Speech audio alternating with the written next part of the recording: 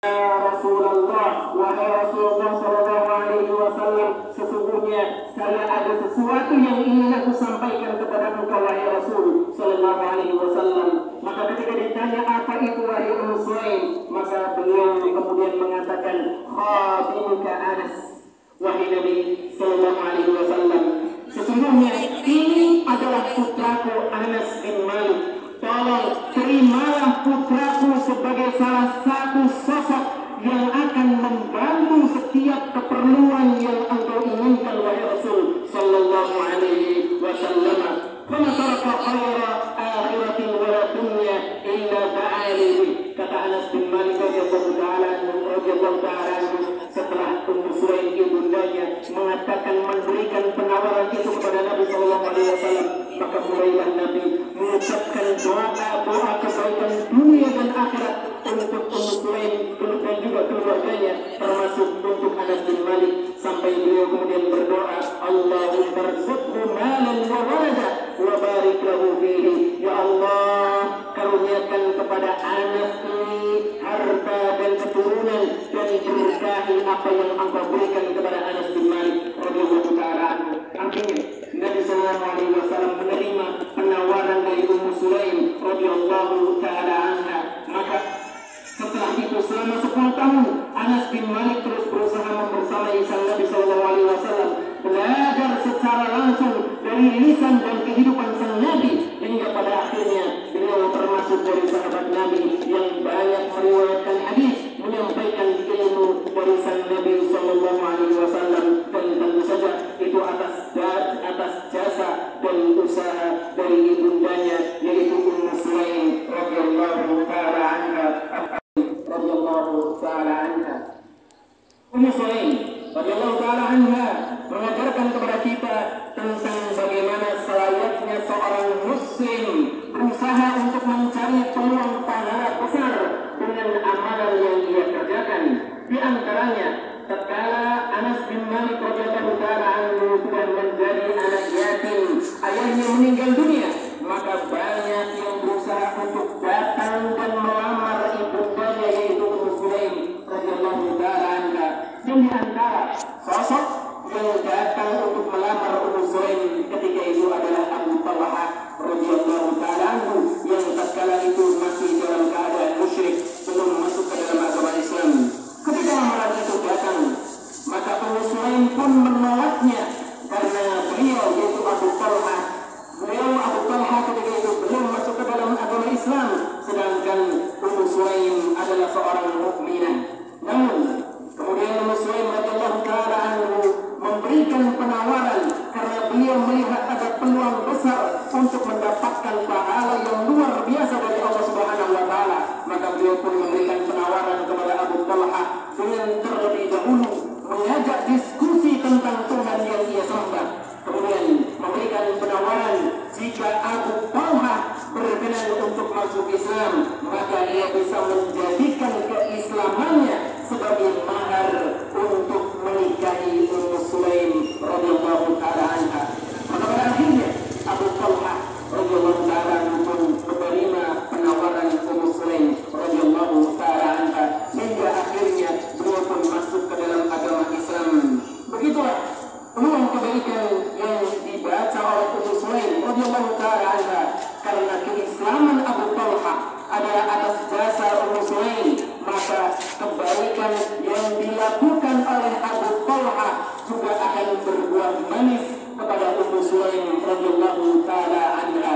Karena Nabi Sallallahu Alaihi Wasallam pernah bersabda, "Man da'a ila huda kana lahu min al-ajri mithlu ujuri man tabi'ah, la yanqusu dhalika min ujurihim syai'a." Nabi Sallallahu Alaihi Wasallam pernah bersabda, barang siapa saja yang mengajak seseorang ataupun orang lain untuk mengikuti petunjuk, kana lahu min al-ajri mithlu ujuri man tabi'ah, maka dia akan mendapatkan pahala tentu seperti halnya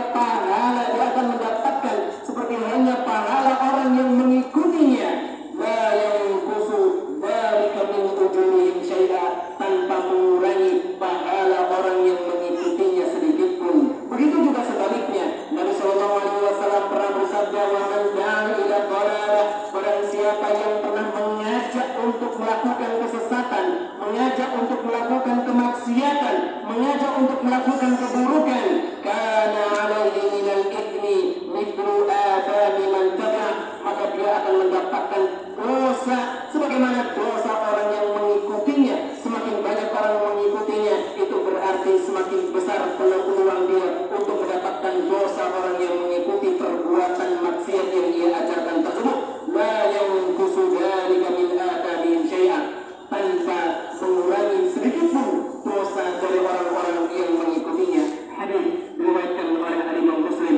Sulaim radhiyallahu taala anha juga dikenal sebagai sosok sahabiyah yang penyabar serta sangat berbakti kepada suaminya. Di antara kisah yang menggambarkan hal tersebut adalah ketika ia dan Abu Talhah radhiyallahu taala anhuma dikaruniai seorang anak laki-laki yang masih kecil. Suatu saat ketika suaminya tengah keluar, yaitu Abu Talhah radhiyallahu taala anhu, anak lelakinya jatuh sakit hingga pada akhirnya Allah Subhanahu wa taala takdirkan putra dari Ummu Sulaim dan Abu Talhah meninggal dunia. Di tengah kesedihan yang sangat mendalam atas kepergian sang buah hati, Ummu Sulaim radhiyallahu taala anha tetap berusaha untuk sabar dan tegar serta berharap pahala atas ujian yang Allah Subhanahu wa taala berikan kepada beliau. Tidak hanya itu, sebelum suaminya datang, ia pun tetap berusaha tenang dan berusaha mengajak suaminya agar ridha dengan keputusan Allah Subhanahu wa taala tersebut. Karena sebelum itu suaminya belum mengetahui tentang kondisi anaknya yang sudah meninggal dunia. Maka sebelum suaminya datang, ia pun berkata kepada keluarganya, la tuhaddithu Aba Talha bibni hatta akuna ana uhaddithu. Kata Ummu Sulaim radhiyallahu taala anha kepada keluarganya, jangan ada yang memberitahu Abu Talha tentang kematian ataupun meninggal dunianya putranya, sampai atau biarlah aku sendiri yang akan memberitahu kondisi putranya kepada suamiku. Maka Anas bin Malik radhiyallahu taala anhu selaku perawi hadis ini, beliau kemudian menyampaikan maka Abu Talha radhiyallahu taala anhu pulang, faqarrabat ilaihi 'asha'a fa akala wa sharib.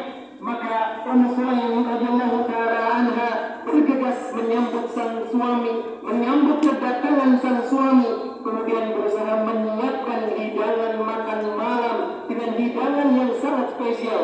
Bahkan thumma tasanna'at lahu ahsana ma kana tasanna'at qabla dhalik. Beliau berusaha untuk menyambut dan melayani suaminya dengan pelayanan yang luar biasa, jauh lebih baik dibanding pelayanan sebelumnya.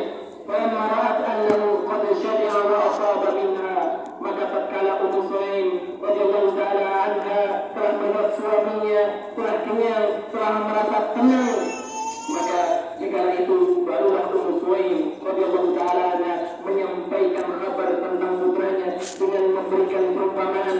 Kemudian beliau menyampaikan, ya Aba Talha, wahai Abu Talha, ara'aita law anna qawman a'aru 'ariyatahum ahla baitin, bagaimana menurutmu wahai suamiku jika seandainya ada suatu kaum yang mereka meminjam suatu barang kepada seseorang, lantas orang yang memiliki barang tersebut berkeinginan untuk meminta kembali barang yang dipinjam oleh saudaranya tersebut, alahum am yamna'uhum, apakah orang yang meminjam ini tadi berhak untuk melarang yang memiliki untuk mengambilnya?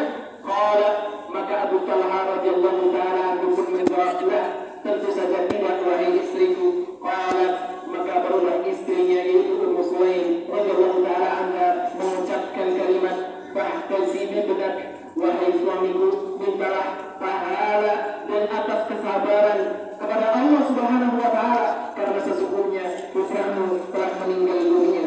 Hadirin sidang Jumat yang semoga senantiasa dirahmati oleh Allah Subhanahu wa taala. Maka pagi harinya Abu Talha radhiyallahu taala anhu bergegas untuk menemui sang kekasih, menemui Nabi Muhammad sallallahu alaihi wasallam, menceritakan apa yang terjadi malam hari tersebut kepada Nabi sallallahu alaihi wasallam. Maka Nabi sallallahu alaihi wasallam tatkala mendengar apa yang diceritakan tersebut, kemudian berdoa kepada Allah, barakallahu lakum hayatikum. Semoga Allah Subhanahu wa taala memberkahi apa yang telah kalian lakukan tadi malam. Semoga Allah Subhanahu wa taala menurunkan keberkahannya kepada kalian berdua. Hari ini sinar Jumat yang semoga senantiasa dirahmati oleh Allah Subhanahu wa taala. Maka diskisahkan Ummu Sulaim hamil dan melahirkan seorang putra yang diberi nama langsung oleh Nabi Muhammad sallallahu alaihi wasallam setelah sebelumnya ditahluk dikunyahkan oleh Nabi sallallahu alaihi wasallam kurma ajwa Madinah, kemudian disuapkan kepada putra dari Ummu Sulaim dan juga Abu Talha radhiyallahu taala anhu tersebut. Lantas Nabi sallallahu alaihi wasallam memberi nama dengan nama Abdullah. Hadirin sidang Jumat yang semoga senantiasa dirahmati oleh Allah Subhanahu wa taala. Maka atas barakah dari doa Nabi sallallahu alaihi wasallam maka dikisahkan dari putra Ummu Sulaim dan juga Abu Talha radhiyallahu taala anhu tersebut terlahirlah putra ataupun anak-anak sekitar